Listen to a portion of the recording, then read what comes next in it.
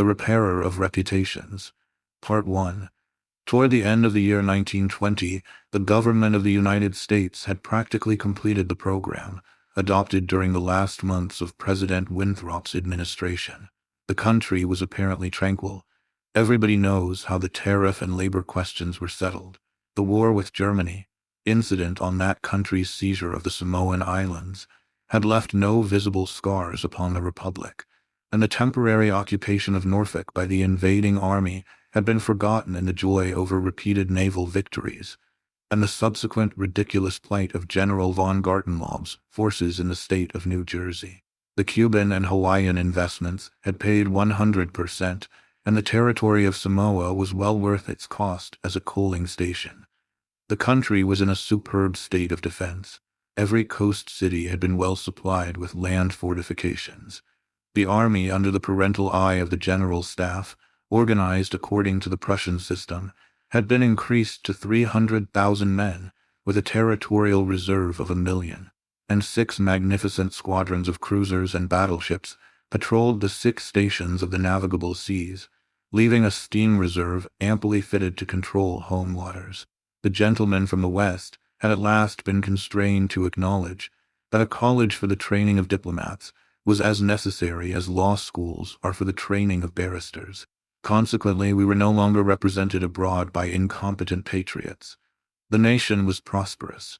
Chicago, for a moment paralyzed after a second great fire, had risen from its ruins, white and imperial, and more beautiful than the white city which had been built for its plaything in 1893. Everywhere good architecture was replacing bad, and even in New York, a sudden craving for decency had swept away a great portion of the existing horrors. Streets had been widened, properly paved and lighted, trees had been planted, squares laid out, elevated structures demolished, and underground roads built to replace them. The new government buildings and barracks were fine bits of architecture, and the long system of stone quays which completely surrounded the island had been turned into parks, which proved a godsend to the population. The subsidizing of the State Theater and State Opera brought its own reward. The United States National Academy of Design was much like European institutions of the same kind. Nobody envied the Secretary of Fine Arts, either his cabinet position or his portfolio. The Secretary of Forestry and Game Preservation had a much easier time, thanks to the new system of national mounted police. We had profited well by the latest treaties with France and England.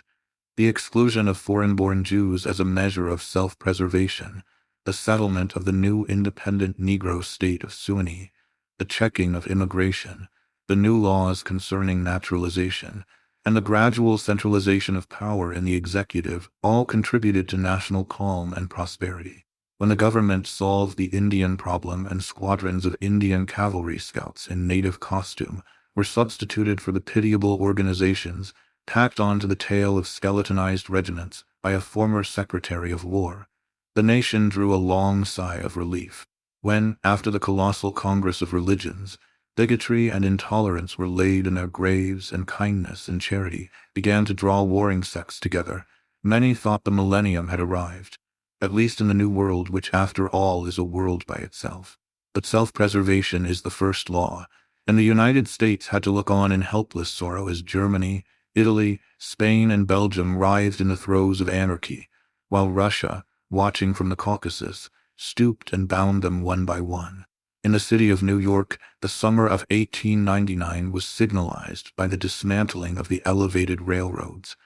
The summer of 1900 will live in the memories of New York people for many a cycle. The Dodge statue was removed in that year. In the following winter began that agitation for the repeal of the laws prohibiting suicide, which bore its final fruit in the month of April, 1920, when the first government lethal chamber was opened on Washington Square. I had walked down that day from Dr. Archer's house on Madison Avenue, where I had been as a mere formality. Ever since that fall from my horse, 4 years before, I had been troubled at times with pains in the back of my head and neck, but now for months they had been absent, and the doctor sent me away that day, saying there was nothing more to be cured in me. It was hardly worth his fee to be told that. I knew it myself. Still, I did not grudge him the money. What I minded was the mistake which he made at first. when they picked me up from the pavement where I lay unconscious, and somebody had mercifully sent a bullet through my horse's head, I was carried to Dr. Archer, and he, pronouncing my brain affected, placed me in his private asylum, where I was obliged to endure treatment for insanity. At last he decided that I was well, and I, knowing that my mind had always been as sound as his, if not sounder, paid my tuition as he jokingly called it, and left. I told him, smiling, that I would get even with him for his mistake, and he laughed heartily and asked me to call once in a while. I did so, hoping for a chance to even up accounts, but he gave me none, and I told him I would wait. The fall from my horse had fortunately left no evil results. On the contrary, it had changed my whole character for the better. From a lazy young man about town, I had become active, energetic, temperate, and above all else, ambitious. There was only one thing which troubled me. I laughed at my own uneasiness, and yet it troubled me. During my convalescence I had bought and read for the first time The King in Yellow. I remember after finishing the first act that it occurred to me that I had better stop. I started up and flung the book into the fireplace. The volume struck the barred grate and fell open on the hearth in the firelight. If I had not caught a glimpse of the opening words in the second act, I should never have finished it. But as I stooped to pick it up, my eyes became riveted to the open page, and with a cry of terror, or perhaps it was of joy so poignant that I suffered in every nerve, I snatched the thing out of the coals and crept shaking to my bedroom, where I read it and reread it, and wept and laughed and trembled with a horror which at times assails me yet. This is the thing that troubles me, for I cannot forget Carcosa, where black stars hang in the heavens, where the shadows of men's thoughts lengthen in the afternoon, when the twin suns sink into the lake of Holly, and my mind will bear forever the memory of the pallid mask. I pray God will curse the writer, as the writer has cursed the world with this beautiful, stupendous creation, terrible in its simplicity, irresistible in its truth, a world which now trembles before the King in Yellow. When the French government seized the translated copies which had just arrived in Paris, London, of course, became eager to read it. It is well known how the book spread like an infectious disease, from city to city, from continent to continent, barred out here, confiscated there, denounced by press and pulpit, censured even by the most advanced of literary anarchists.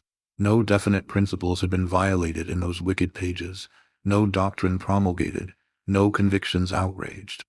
It could not be judged by any known standard, yet, although it was acknowledged that the supreme note of art had been struck in The King in Yellow, all felt that human nature could not bear the strain, nor thrive on words in which the essence of purest poison lurked. The very banality and innocence of the first act only allowed the blow to fall afterward with more awful effect. It was, I remember, the 13th day of April, 1920, that the first government lethal chamber was established on the south side of Washington Square, between Worcester Street and South Fifth Avenue.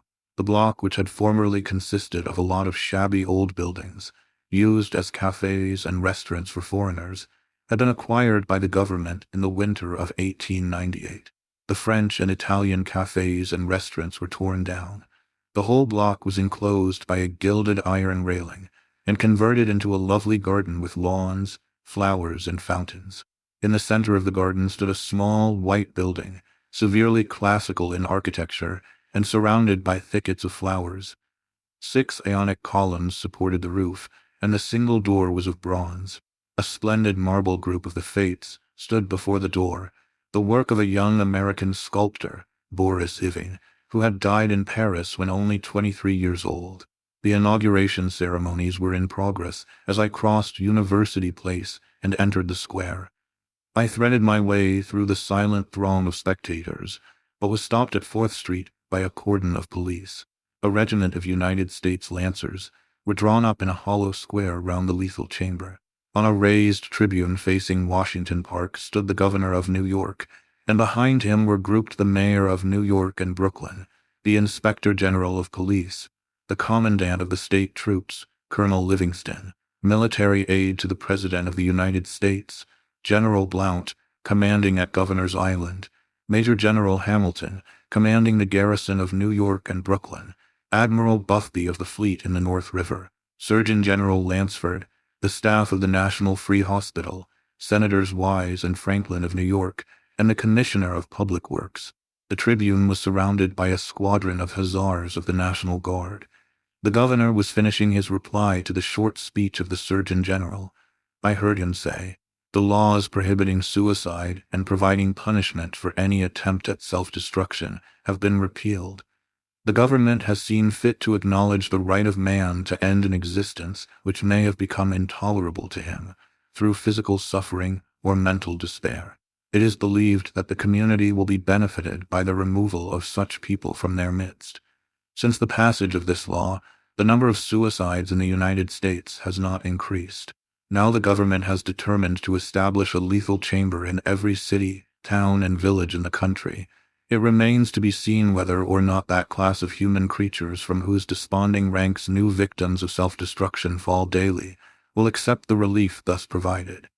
He paused and turned to the white lethal chamber. The silence in the street was absolute. There a painless death awaits him who can no longer bear the sorrows of this life. If death is welcome, let him seek it there. Then, quickly turning to the military aide of the president's household, he said, "I declare the lethal chamber open." And again, facing the vast crowd, he cried in a clear voice, "Citizens of New York and of the United States of America, through me the government declares the lethal chamber to be open." The solemn hush was broken by a sharp cry of command. The squadron of hussars filed after the governor's carriage. The lancers wheeled and formed along Fifth Avenue to wait for the commandant of the garrison, and the mounted police followed them. I left the crowd to gape and stare at the white marble death chamber, and, crossing South Fifth Avenue, walked along the western side of that thoroughfare to Bleecker Street. Then I turned to the right and stopped before a dingy shop which bore the sign, "Hawberk, Armorer." I glanced in at the doorway and saw Hawberk busy in his little shop at the end of the hall.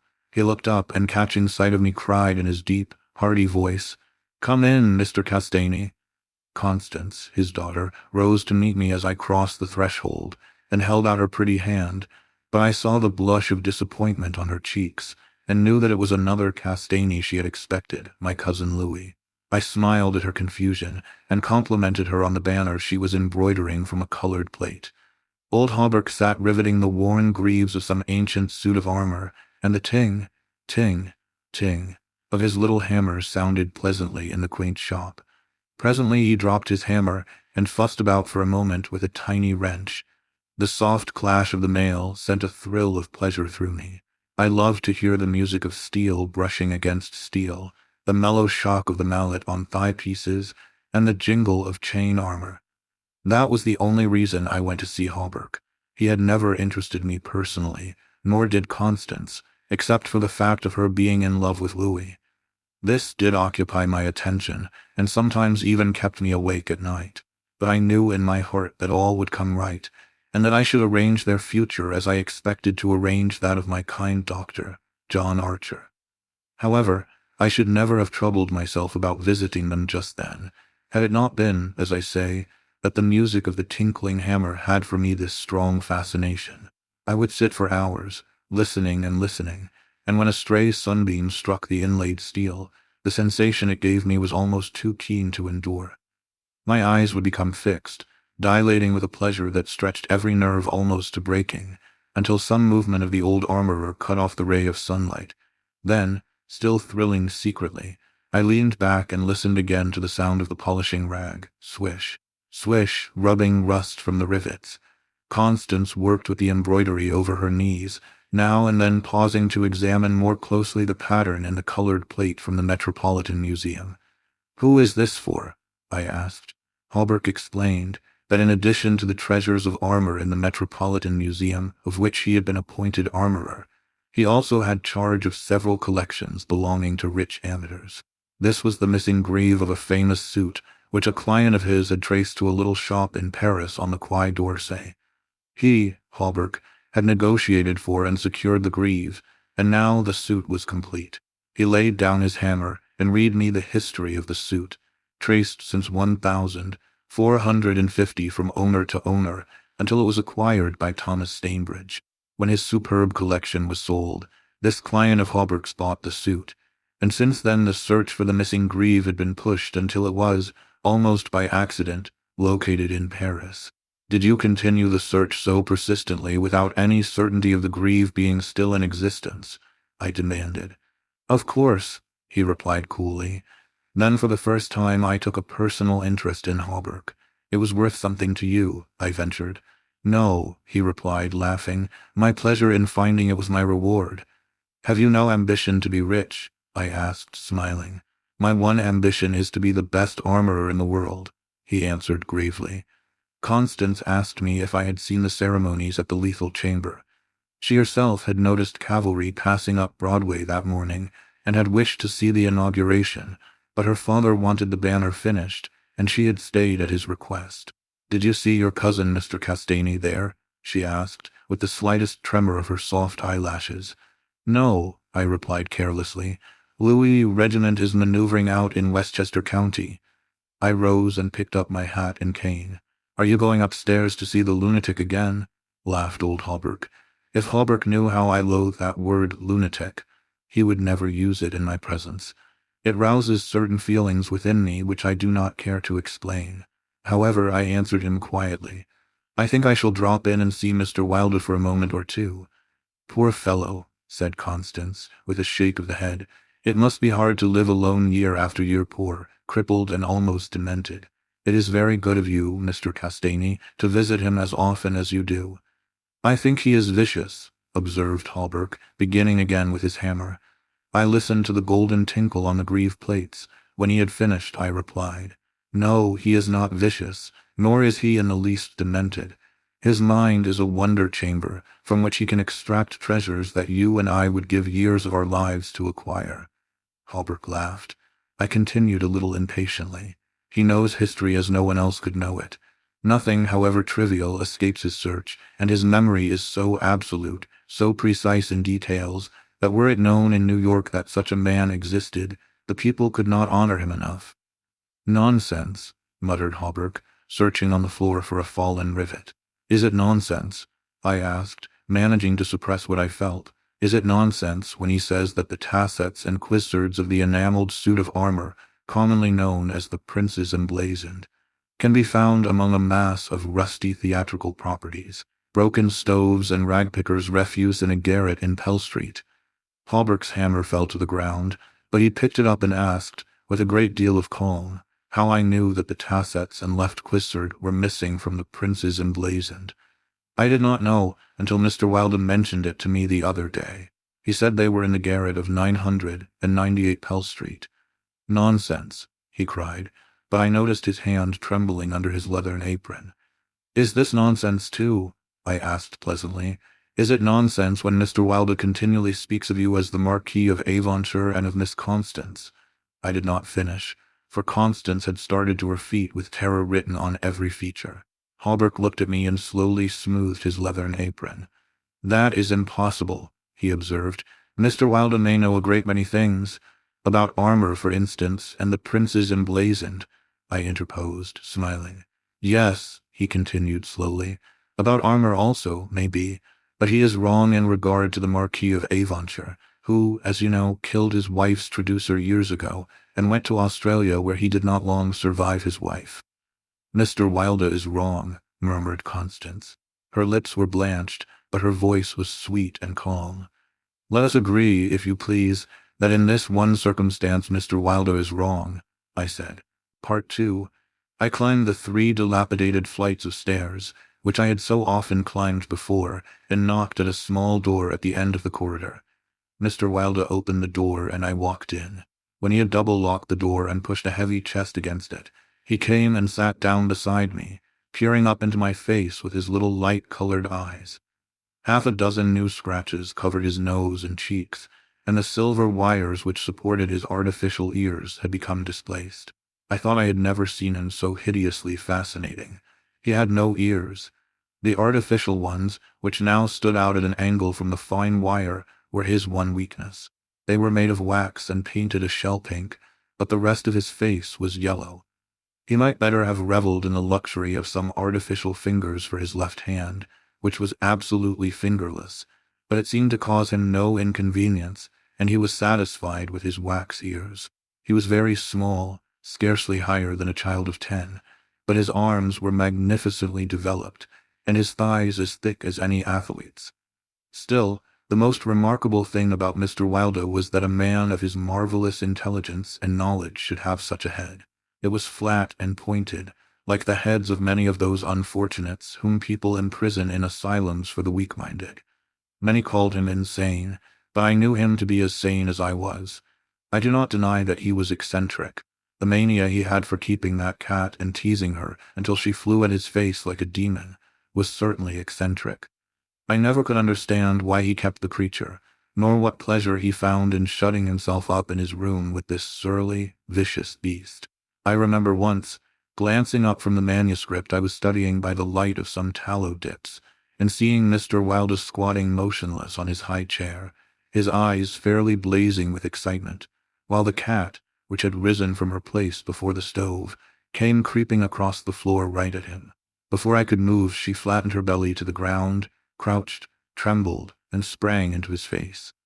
Howling and foaming, they rolled over and over on the floor, scratching and clawing, until the cat screamed and fled under the cabinet, and Mr. Wilder turned over on his back, his limbs contracting and curling up like the legs of a dying spider. He was eccentric.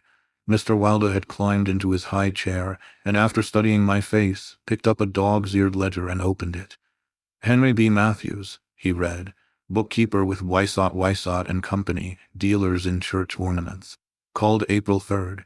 Reputation damaged on the racetrack, known as a welcher. Reputation to be repaired by August 1st. Retainer $5. He turned the page and ran his fingerless knuckles down the closely written columns. P. Green Dusenberry, minister of the gospel, Fairbeach, New Jersey. Reputation damaged in the Bowery. To be repaired as soon as possible. Retainer $100. He coughed and added, called April 6th. Then you are not in need of money, Mr. Wilder? I inquired. Listen, he coughed again. Mrs. C. Hamilton Chester of Chester Park, New York City, called April 7th. Reputation damaged at Dieppe, France. To be repaired by October 1st. Retainer $500. Note, C. Hamilton Chester, Captain USS, Avalanche, ordered home from South Sea Squadron October 1st. Well, I said, the profession of a repairer of reputations is lucrative. His colorless eyes sought mine. I only wanted to demonstrate that I was correct. You said it was impossible to succeed as a repairer of reputations, that even if I did succeed in certain cases, it would cost me more than I would gain by it. Today I have 500 men in my employ, who are poorly paid, but who pursue the work with an enthusiasm which possibly may be born of fear. These men enter every shade and grade of society. Some even are pillars of the most exclusive social temples. Others are the prop and pride of the financial world.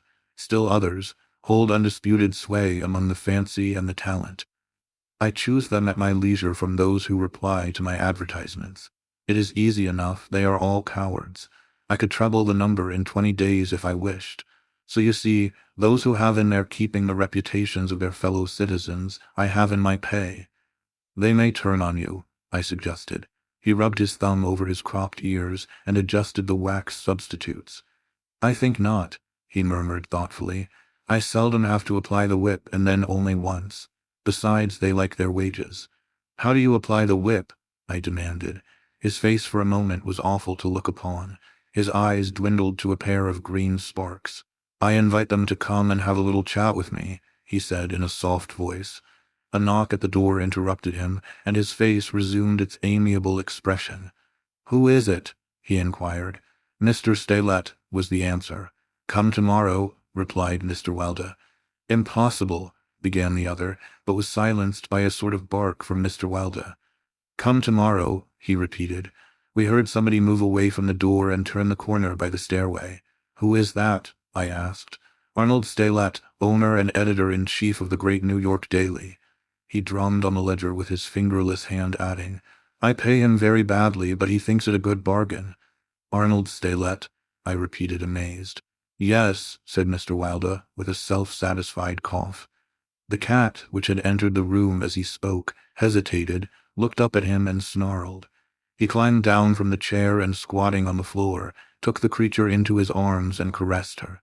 The cat ceased snarling and presently began a loud purring, which seemed to increase in timbre as he stroked her. "Where are the notes?" I asked. He pointed to the table, and for the 100th time I picked up the bundle of manuscript entitled The Imperial Dynasty of America. One by one I studied the well-worn pages, worn only by my own handling, and although I knew all by heart from the beginning, when from Carcosa, the Hydes, Hayster, and Aldebaran, to Castaigne, Louis de Calvados, born December 19th, 1877. I read it with an eager, rapt attention, pausing to repeat parts of it aloud, and dwelling especially on Hildred de Calvados, only son of Hildred Castaigne and Edith Lance Castaigne, first in succession, etc., etc. When I finished, Mr. Wilder nodded and coughed. "Speaking of your legitimate ambition," he said, "how do Constance and Louis get along?" "She loves him," I replied simply. The cat on his knee suddenly turned and struck at his eyes, and he flung her off and climbed on to the chair opposite me. "And Dr. Archer, but that's a matter you can settle any time you wish," he added. "Yes," I replied, "Dr. Archer can wait, but it is time I saw my cousin Louis." "It is time," he repeated. Then he took another ledger from the table and ran over the leaves rapidly. "We are now in communication with 10,000 men," he muttered. "We can count on 100,000 within the first 28 hours, and in 48 hours the state will rise en masse. The country follows the state, and the portion that will not, I mean California and the Northwest, might better never have been inhabited. I shall not send them a yellow sign." The blood rushed to my head, but I only answered, "A new broom sweeps clean." The ambition of Caesar and of Napoleon pales before that which could not rest until it had seized the minds of men and controlled even their unborn thoughts, said Mr. Wilder. "You are speaking of the king in yellow," I groaned with a shudder. "He is a king whom emperors have served." "I am content to serve him," I replied. Mr. Wilder sat rubbing his ears with his crippled hand. "Perhaps Constance does not love him," he suggested. I started to reply, but a sudden burst of military music from the street below drowned my voice. The 20th Dragoon Regiment, formerly in garrison at Mount St. Vincent, was returning from the maneuvers in Westchester County to its new barracks on East Washington Square. It was my cousin's regiment. They were a fine lot of fellows, in their pale blue, tight-fitting jackets, jaunty busbies, and white riding breeches with the double yellow stripe, into which their limbs seemed molded. Every other squadron was armed with lances, from the metal points of which fluttered yellow and white pennons. The band passed, playing the regimental march. Then came the colonel and staff, the horses crowding and trampling, while their heads bobbed in unison, and the pennons fluttered from their lance points. The troopers, who rode with the beautiful English seat, looked brown as berries from their bloodless campaign among the farms of Westchester, and the music of their sabers against the stirrups, and the jingle of spurs and carbines was delightful to me. I saw Louis riding with his squadron. He was as handsome an officer as I have ever seen. Mr. Wilder, who had mounted a chair by the window, saw him too, but said nothing. Louis turned and looked straight at Hawberk's shop as he passed, and I could see the flush on his brown cheeks. I think Constance must have been at the window. When the last troopers had clattered by, and the last pennons vanished into South Fifth Avenue, Mr. Wilder clambered out of his chair and dragged the chest away from the door. "Yes," he said, "it is time that you saw your cousin Louis." He unlocked the door, and I picked up my hat and stick and stepped into the corridor. The stairs were dark. Groping about, I set my foot on something soft, which snarled and spit, and I aimed a murderous blow at the cat, but my cane shivered to splinters against the balustrade, and the beast scurried back into Mr. Wilder's room. Passing Hawberk's door again, I saw him still at work on the armor, but I did not stop, and stepping out into Bleecker Street, I followed it to Worcester, skirted the grounds of the lethal chamber, and crossing Washington Park went straight to my rooms in the Benedict. Here I lunched comfortably, read the Herald and the Meteor, and finally went to the steel safe in my bedroom and set the time combination. The 3 3/4 minutes which it is necessary to wait while the time lock is opening are to me golden moments. From the instant I set the combination to the moment when I grasp the knobs and swing back the solid steel doors, I live in an ecstasy of expectation. Those moments must be like moments passed in paradise. I know what I am to find at the end of the time limit. I know what the massive safe holds secure for me alone, and the exquisite pleasure of waiting is hardly enhanced when the safe opens and I lift, from its velvet crown, a diadem of purest gold, blazing with diamonds.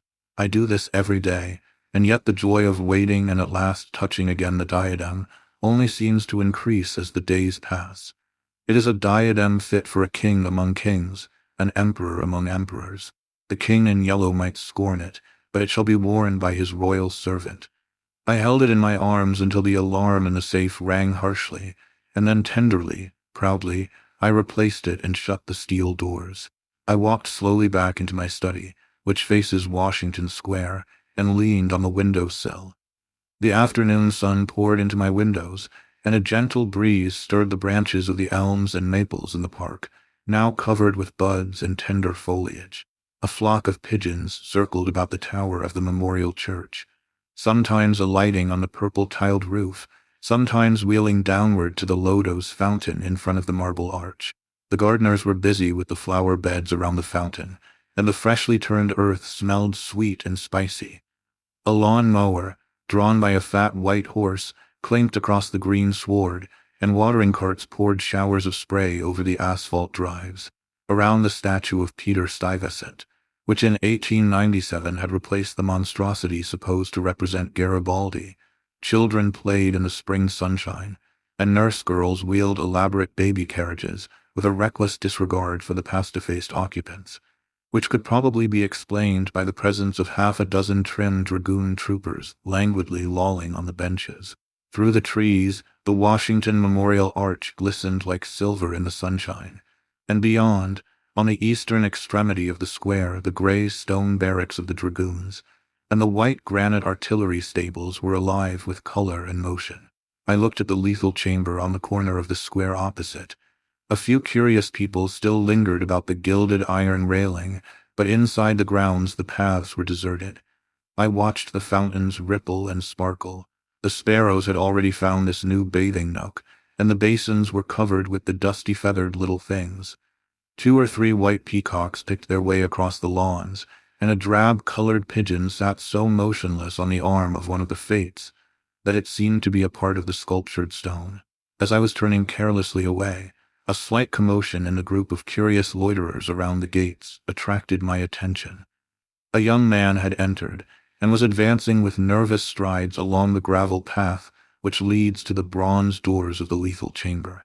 He paused a moment before the fates, and as he raised his head to those 3 mysterious faces, the pigeon rose from its sculptured perch, circled about for a moment, and wheeled to the east.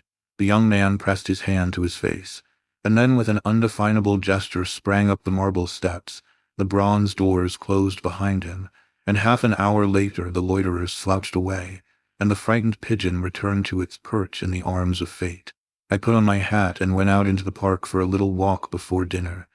As I crossed the central driveway, a group of officers passed, and one of them called out, "Hello, Hildred," and came back to shake hands with me. It was my cousin Louis, who stood smiling and tapping his spurred heels with his riding whip. "Just back from Westchester," he said. "Been doing the bucolic, milk and curds, dairy maids in sunbonnets who say and I don't think when you tell them they are pretty. I'm nearly dead for a square meal at Delmonico's. What's the news?" "There is none," I replied pleasantly. "I saw your regiment coming in this morning." "Did you? I didn't see you." "Where were you?" "In Mr. Wilder's window." "Oh, hell," he began impatiently. "That man is stark mad. I don't understand why you—" He saw how annoyed I felt by this outburst and begged my pardon. "Really, old chap," he said, "I don't mean to run down a man you like, but for the life of me I can't see what the deuce you find in common with Mr. Wilder. He's not well bred, to put it generously. He is hideously deformed. His head is the head of a criminally insane person. You know yourself he's been in an asylum." "So have I interrupted calmly.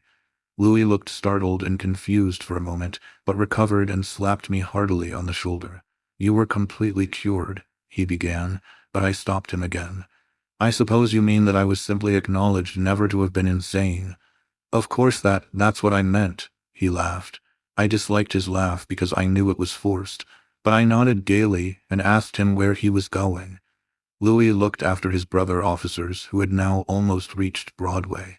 We had intended to sample a Brunswick cocktail, but to tell you the truth, I was anxious for an excuse to go and see Hallberg instead. "Come along, I'll make you my excuse." We found old Hallberg, neatly attired in a fresh spring suit, standing at the door of his shop and sniffing the air. "I had just decided to take Constance for a little stroll before dinner," he replied to the impetuous volley of questions from Louis. "We thought of walking on the park terrace along the North River." At that moment, Constance appeared and grew pale and rosy by turns as Louis bent over her small gloved fingers. I tried to excuse myself, alleging an engagement uptown, but Louis and Constance would not listen, and I saw I was expected to remain and engage old Hallberg's attention. After all, it would be just as well if I kept my eye on Louis, I thought, and when they hailed a Spring Street horse car, I got in after them and took my seat beside the armorer. The beautiful line of parks and granite terraces overlooking the wharves along the North River, which were built in 1910 and finished in the autumn of 1917, had become one of the most popular promenades in the metropolis. They extended from the Battery to 190th Street, overlooking the noble river and affording a fine view of the Jersey Shore and the Highlands opposite. Cafes and restaurants were scattered here and there among the trees, and twice a week military bands from the garrison played in the kiosks on the parapets. We sat down in the sunshine on the bench at the foot of the equestrian statue of General Sheridan. Constance tipped her sunshade to shield her eyes, and she and Louis began a murmuring conversation which was impossible to catch. Old Hallberg, leaning on his ivory-headed cane, lighted an excellent cigar, the mate to which I politely refused, and smiled at vacancy. The sun hung low above the Staten Island woods, and the bay was dyed with golden hues reflected from the sun-warmed sails of the shipping in the harbor. Brigs, schooners, yachts, clumsy ferryboats, their decks swarming with people, railroad transports carrying lines of brown, blue, and white freight cars, stately sound steamers, déglacé tramp steamers, coasters, dredgers, scows, and everywhere pervading the entire bay impudent little tugs puffing and whistling officiously. These were the craft which turned the sunlight waters as far as the eye could reach. In calm contrast to the hurry of sailing vessel and steamer, a silent fleet of white warships lay motionless in midstream. Constance's merry laugh aroused me from my reverie. "What are you staring at?" she inquired. "Nothing, the fleet," I smiled. Then Louis told us what the vessels were, pointing out each by its relative position to the old red fort on Governor's Island. "That little cigar-shaped thing is a torpedo boat," he explained. "There are 4 more lying close together. They are the Tarpon, the Falcon, the Sea Fox, and the Octopus. The gunboats just above are the Princeton, the Champlain, the Stillwater, and the Eerie. Next to them lie the cruisers Farragut and Los Angeles, and above them the battleships California and Dakota, and the Washington, which is the flagship. Those 2 squatty-looking chunks of metal which are anchored there off Castle William are the double-turreted monitors Terrible and Magnificent. Behind them lies the ram Osceola." Constance looked at him with deep approval in her beautiful eyes. "What loads of things you know for a soldier," she said, and we all joined in the laugh which followed.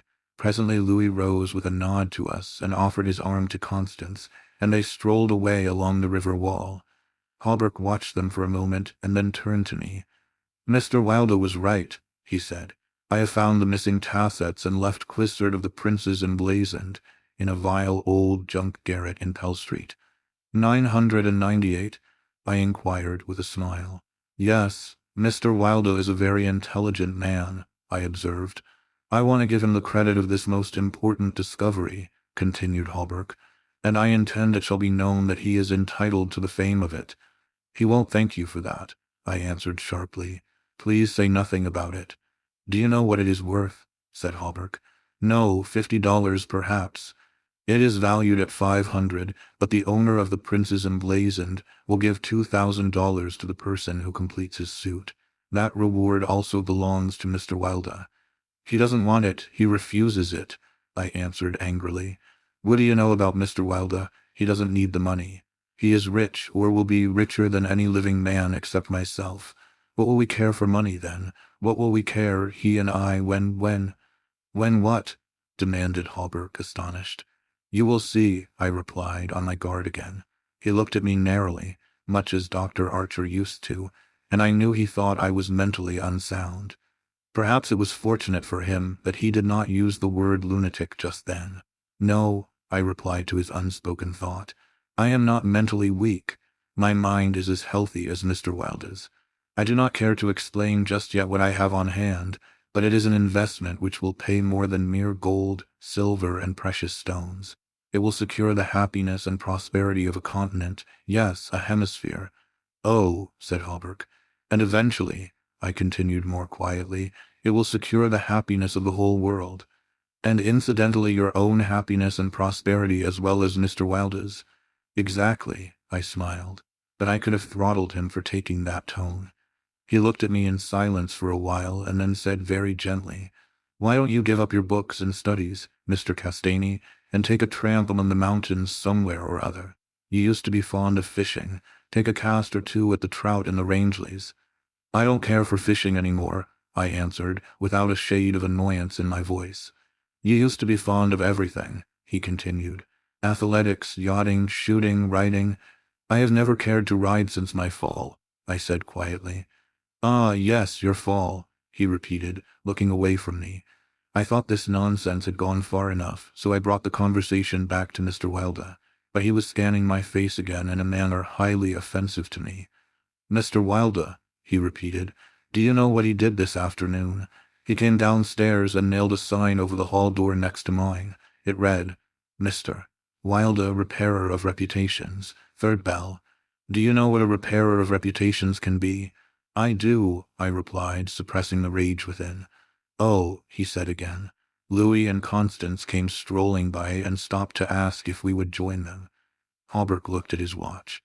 At the same moment, a puff of smoke shot from the casemates of Castle William, and the boom of the sunset gun rolled across the water and was re-echoed from the highlands opposite.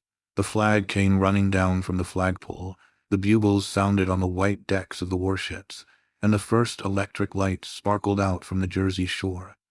As I turned into the city with Hawberk, I heard Constance murmur something to Louis which I did not understand, but Louis whispered, "My darling," in reply, and again, walking ahead with Hawberk through the square, I heard a murmur of "sweetheart," and my own Constance, and I knew the time had nearly arrived when I should speak of important matters with my cousin Louis.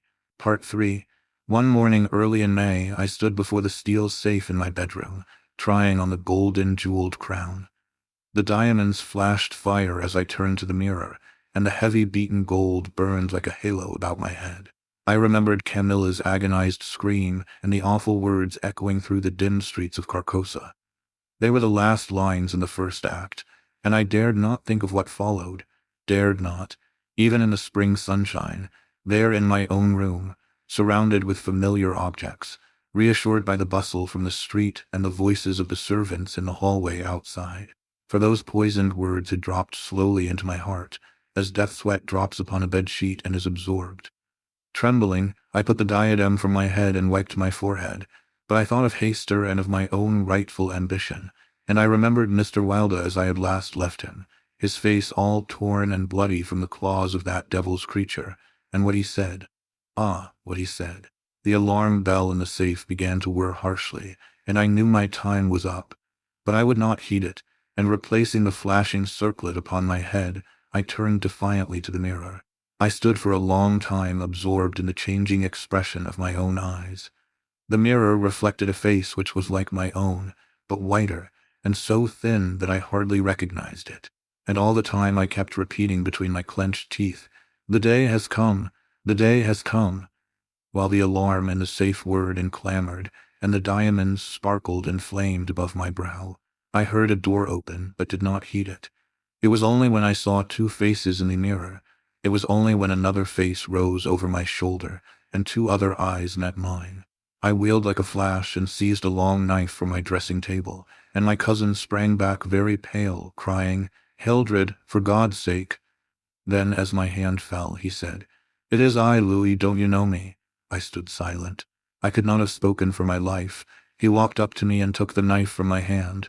"What is all this?" he inquired in a gentle voice. "Are you ill?" No, I replied, but I doubt if he heard me. Come, come, old fellow, he cried. Take off that brass crown and toddle into the study. Are you going to a masquerade? What's all this theatrical tinsel anyway? I was glad he thought the crown was made of brass and paste, yet I didn't like him any the better for thinking so. I let him take it from my hand, knowing it was best to humor him. He tossed the splendid diadem in the air, and catching it, turned to me smiling. It's dear at 50 cents, he said. What's it for? I did not answer, but took the circlet from his hands, and placing it in the safe, shut the massive steel door. The alarm ceased its infernal din at once. He watched me curiously, but did not seem to notice the sudden ceasing of the alarm.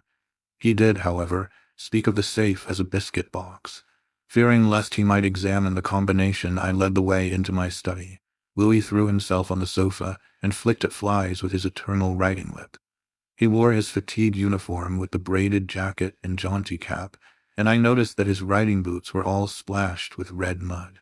"Where have you been?" I inquired. "Jumping mud creeks in Jersey," he said. "I haven't had time to change yet. I was rather in a hurry to see you. Haven't you got a glass of something? I'm dead tired. Been in the saddle 24 hours. I gave him some brandy from my medicinal store, which he drank with a grimace. "Damned bad stuff," he observed. "I'll give you an address where they sell brandy that is brandy." "It's good enough for my needs," I said indifferently. "I use it to rub my chest with." He stared and flicked at another fly. "See here, old fellow," he began. "I've got something to suggest to you. It's 4 years now that you've shut yourself up here like an owl, never going anywhere, never taking any healthy exercise, never doing a damn thing but poring over those books up there on the mantelpiece." He glanced along the row of shelves. "Napoleon, Napoleon, Napoleon," he read. "For heaven's sake, have you nothing but Napoleons there?" "I wish they were bound in gold," I said. "But wait, yes, there is another book, The King in Yellow." I looked him steadily in the eye. "Have you never read it?" I asked. No, thank God. I don't want to be driven crazy." I saw he regretted his speech as soon as he had uttered it. There is only one word which I loathe more than I do lunatic, and that word is crazy. But I controlled myself and asked him why he thought The King in Yellow dangerous. "Oh, I don't know," he said hastily. "I only remember the excitement it created and the denunciations from pulpit and press. I believe the author shot himself after bringing forth this monstrosity, didn't he?" "I understand he is still alive," I answered. "That's probably true," he muttered. "Bullets couldn't kill a fiend like that." "It is a book of great truths," I said. "Yes," he replied, "of truths which send men frantic and blast their lives. I don't care if the thing is, as they say, the very supreme essence of art. It's a crime to have written it, and I for one shall never open its pages." "Is that what you have come to tell me?" I asked. "No," he said. "I came to tell you that I am going to be married." I believe for a moment my heart ceased to beat, but I kept my eyes on his face. "Yes," he continued, smiling happily, "married to the sweetest girl on earth." "Constance Hawberk," I said mechanically. "How did you know?" he cried, astonished. "I didn't know it myself until that evening last April, when we strolled down to the embankment before dinner." "When is it to be?" I asked. It was to have been next September, but an hour ago a dispatch came ordering our regiment to the Presidio, San Francisco. "We leave at noon tomorrow." "Tomorrow," he repeated. "Just think, Hildred, tomorrow I shall be the happiest fellow that ever drew breath in this jolly world, for Constance will go with me." I offered him my hand in congratulation, and he seized and shook it like the good-natured fool he was, or pretended to be. "I am going to get my squadron as a wedding present," he rattled on. "Captain and Mrs. Louis Castaigne, Hildred." Then he told me where it was to be and who were to be there, and made me promise to come and be best man. I set my teeth and listened to his boyish chatter without showing what I felt. But I was getting to the limit of my endurance, and when he jumped up, and, switching his spurs till they jingled, said he must go, I did not detain him.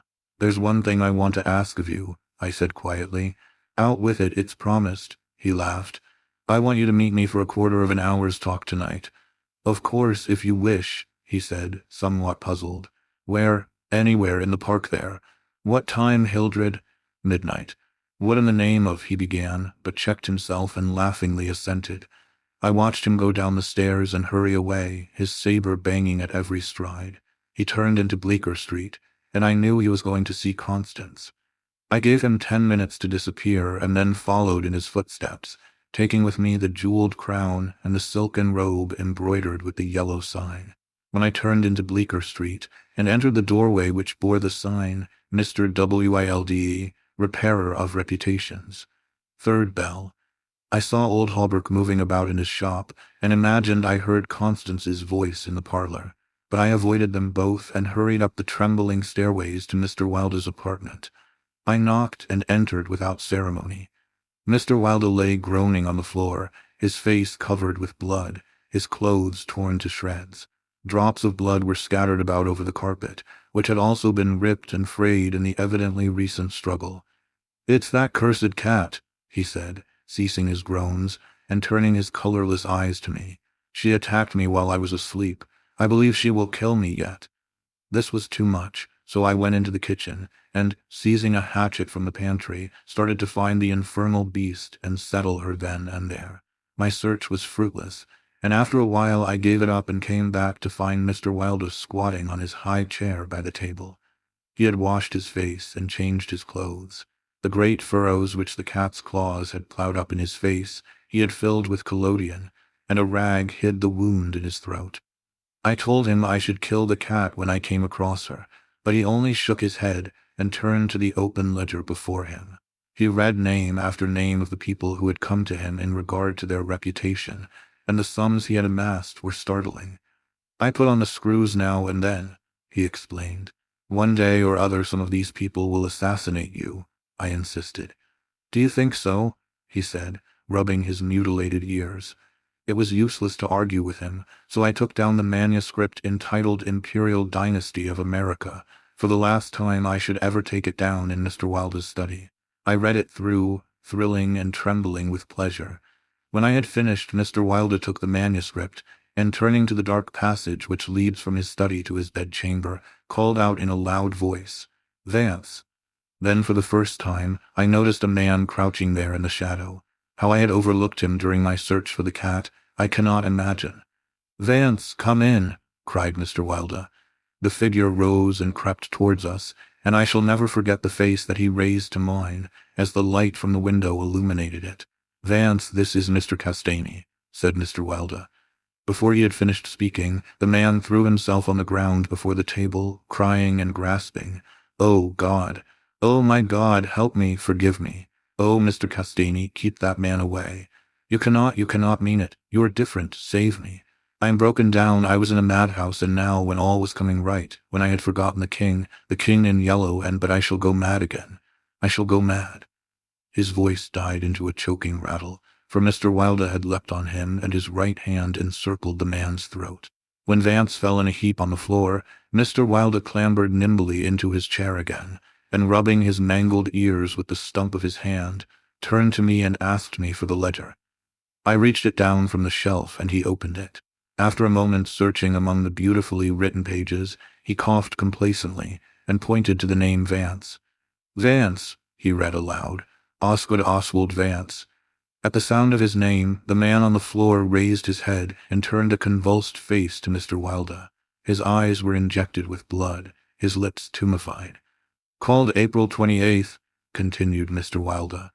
Occupation, cashier in the Seaforth National Bank, has served a term of forgery at Sing Sing, from whence he was transferred to the asylum for the criminal insane. Pardoned by the governor of New York and discharged from the asylum, January 19, 1918.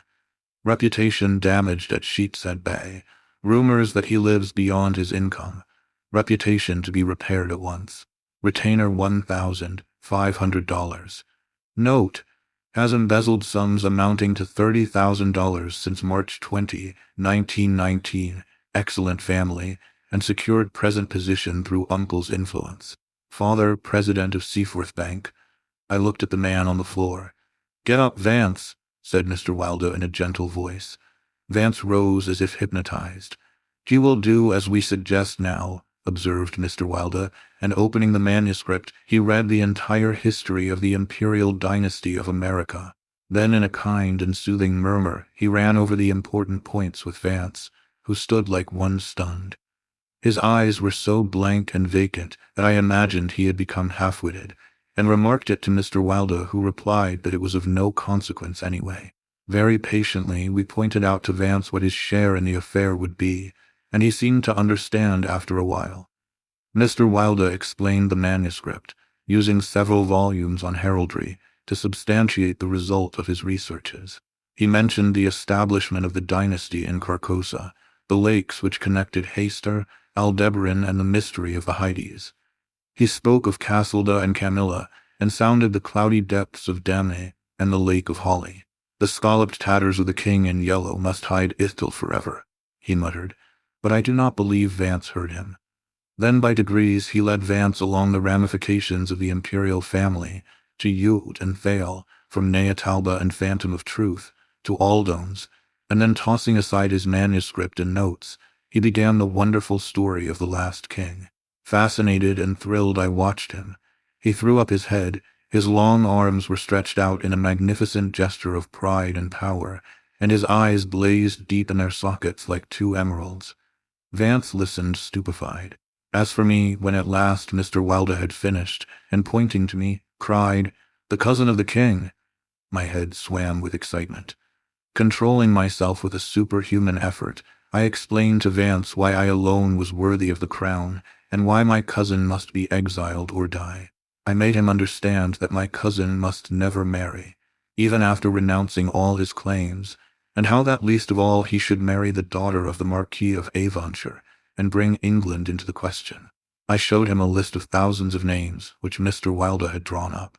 Every man whose name was there had received the yellow sign which no living human being dared disregard. The city, the state, the whole land were ready to rise and tremble before the pallid mask. The time had come, the people should know the son of Hayster, and the whole world bow to the black stars which hang in the sky over Carcosa. Vance leaned on the table, his head buried in his hands. Mr. Wilder drew a rough sketch on the margin of yesterday's Herald with a bit of lead pencil. It was a plan of Hawberk's rooms. Then he wrote out the order and affixed the seal, and shaking like a palsied man, I signed my first writ of execution with my name Hildred Rex. Mr. Wilder clambered to the floor and, unlocking the cabinet, took a long square box from the first shelf. This he brought to the table and opened. A new knife lay in the tissue paper inside, and I picked it up and handed it to Vance, along with the order and the plan of Hawberk's apartment. Then Mr. Wilder told Vance he could go, and he went, shambling like an outcast of the slums. I sat for a while watching the daylight fade behind the square tower of the Judson Memorial Church, and finally, gathering up the manuscript and notes, took my hat and started for the door. Mr. Wilder watched me in silence. When I had stepped into the hall, I looked back. Mr. Wilder's small eyes were still fixed on me. Behind him, the shadows gathered in the fading light.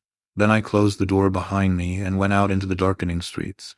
I had eaten nothing since breakfast, but I was not hungry.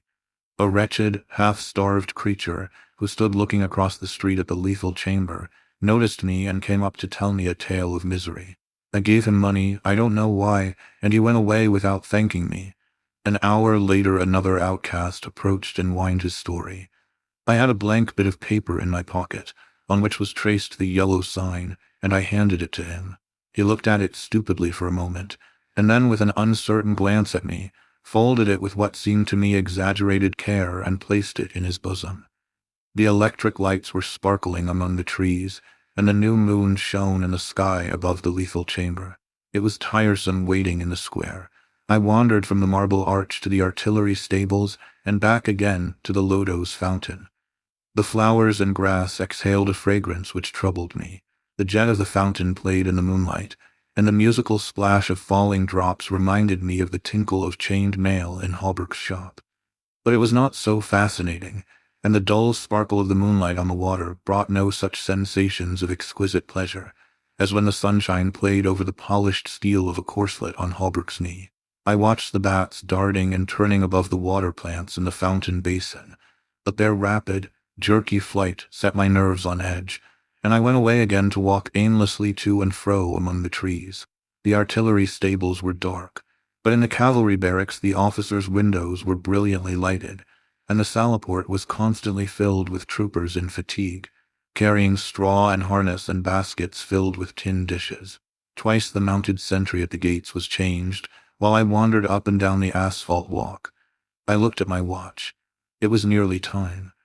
The lights in the barracks went out one by one, the barred gate was closed, and every minute or two an officer passed in through the side wicket, leaving a rattle of accoutrements and a jingle of spurs on the night air.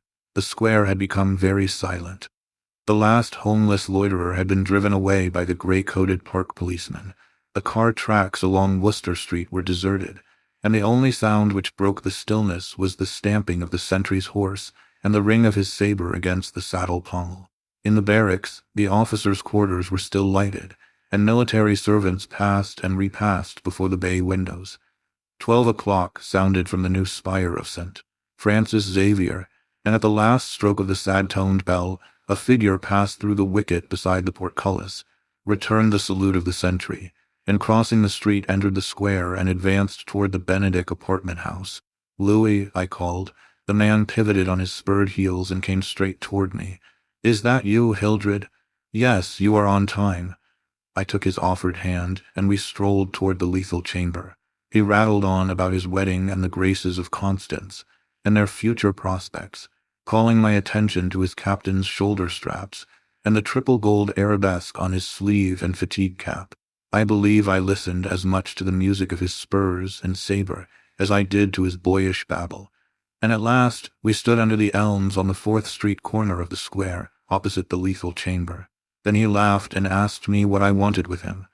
I motioned him to a seat on a bench under the electric light and sat down beside him.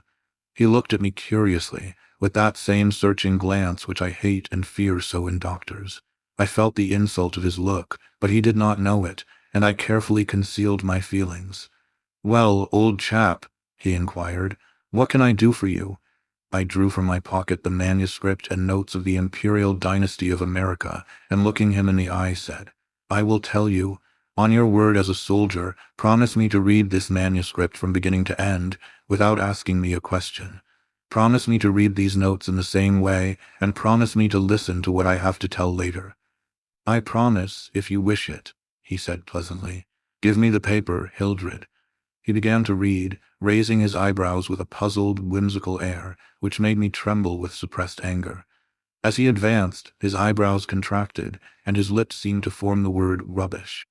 Then he looked slightly bored, but apparently for my sake read, with an attempt at interest, which presently ceased to be an effort. He started when in the closely written pages he came to his own name, and when he came to mine, he lowered the paper and looked sharply at me for a moment. But he kept his word, and resumed his reading, and I let the half-formed question die on his lips unanswered. When he came to the end and read the signature of Mr. Wilder, he folded the paper carefully and returned it to me. I handed him the notes, and he settled back, pushing his fatigue cap up to his forehead with a boyish gesture, which I remembered so well in school. I watched his face as he read, and when he finished I took the notes with the manuscript and placed them in my pocket. Then I unfolded a scroll marked with the yellow sign. He saw the sign, but he did not seem to recognize it, and I called his attention to it somewhat sharply. "Well," he said, "I see it. What is it?" "It is the yellow sign," I said angrily. "Oh, that's it, is it?" said Louis in that flattering voice, which Dr. Archer used to employ with me and would probably have employed again, had I not settled his affair for him. I kept my rage down and answered as steadily as possible, "Listen, you have engaged your word." "I am listening, old chap," he replied soothingly. I began to speak very calmly.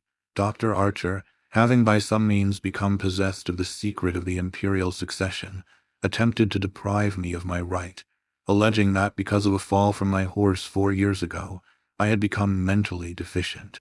He presumed to place me under restraint in his own house in hopes of either driving me insane or poisoning me.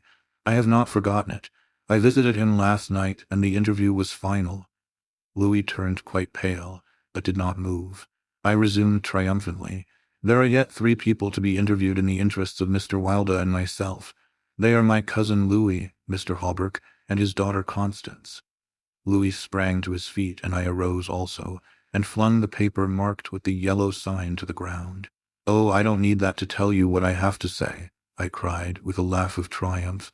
"You must renounce the crown to me, do you hear, to me?" Louis looked at me with a startled air, but recovering himself said kindly, "Of course I renounce the what is it I must renounce?" "The crown," I said angrily. "Of course," he answered, "I renounce it. Come, old chap, I'll walk back to your rooms with you." "Don't try any of your doctor's tricks on me," I cried, trembling with fury. "Don't act as if you think I am insane." "What nonsense," he replied. "Come, it's getting late, Hildred." "No," I shouted, "you must listen. You cannot marry. I forbid it. Do you hear? I forbid it. You shall renounce the crown, and in reward I grant you exile, but if you refuse, you shall die." He tried to calm me, but I was roused at last, and drawing my long knife barred his way. Then I told him how they would find Dr. Archer in the cellar with his throat open, and I laughed in his face when I thought of Vance and his knife, and the order signed by me. "Ah, you are the king," I cried, "but I shall be king. Who are you to keep me from empire over all the habitable earth? I was born the cousin of a king, but I shall be king." Louis stood white and rigid before me. Suddenly a man came running up 4th Street, entered the gate of the Lethal Temple, traversed the path to the bronze doors at full speed, and plunged into the death chamber with the cry of one demented, and I laughed until I wept tears, for I had recognized Vance, and knew that Hawberk and his daughter were no longer in my way. "Go," I cried to Louis. "You have ceased to be a menace. You will never marry Constance now, and if you marry anyone else in your exile, I will visit you as I did my doctor last night. Mr. Wilder takes charge of you tomorrow."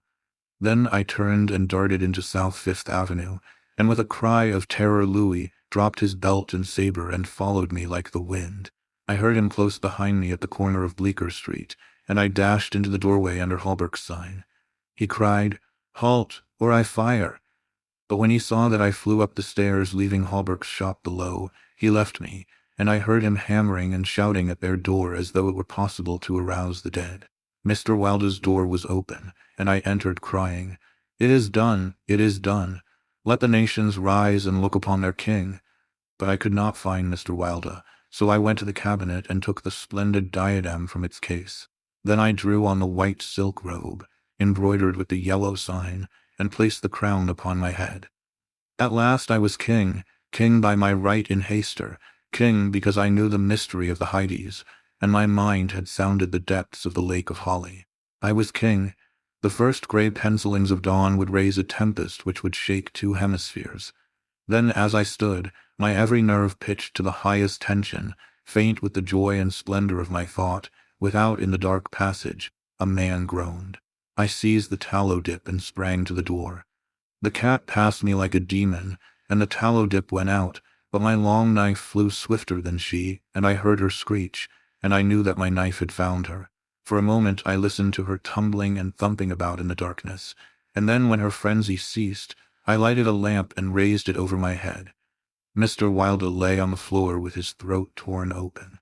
At first I thought he was dead, but as I looked, a green sparkle came into his sunken eyes, his mutilated hand trembled, and then a spasm stretched his mouth from ear to ear. For a moment my terror and despair gave place to hope, but as I bent over him, his eyeballs rolled clean around in his head, and he died. Then while I stood, transfixed with rage and despair, seeing my crown, my empire, every hope and every ambition, my very life, lying prostrate there with the dead master, they came, seized me from behind, and bound me until my veins stood out like cords, and my voice failed with the paroxysms of my frenzied screams. But I still raged, bleeding and infuriated among them, and more than one policeman felt my sharp teeth. Then, when I could no longer move, they came nearer. I saw old Hawberk, and behind him my cousin Louis' ghastly face, and farther away in the corner, a woman, Constance, weeping softly. "Ah, I see it now," I shrieked. "You have seized the throne and the empire. Woe! Woe to you who are crowned with the crown of the king in yellow." Editor's note.